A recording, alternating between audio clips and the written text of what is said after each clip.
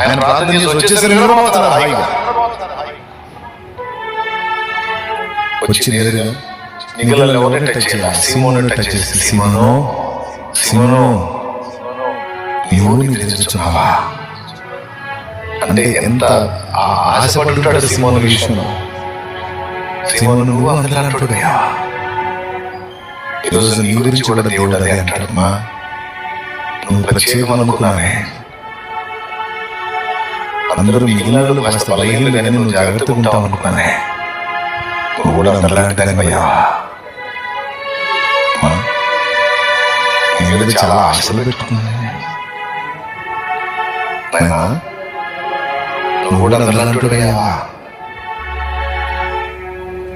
సీమోను నీవును నిద్రించుచున్నావా? బాధ్యత ఎరగవా? నేను వెళ్ళిన తర్వాత వీళ్ళందరినీ నడిపించాల్సిన నాయకుడే. తలపు చెవులు నీకిచ్చానే, అధికారం నీకిచ్చానే. వాళ్ళు నిద్రపోయినా నువ్వు మెలకువగా ఉండాలి కదా. నీవు నిద్రించుచున్నావా?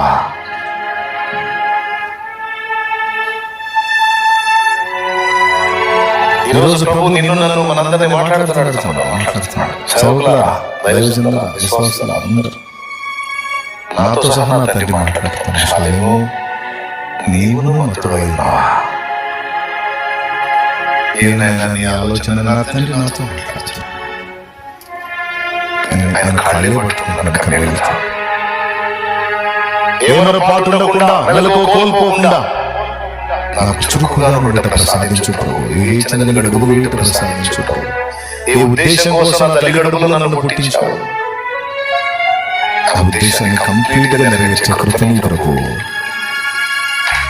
నీవు నాకు అప్పగించిన పని సంపూర్తిగా నెరవేర్చి నీ యొద్దకు చేరినట్లు నన్ను అనుగ్రహించుకోవాలని ప్రార్థన చేస్తున్నాను.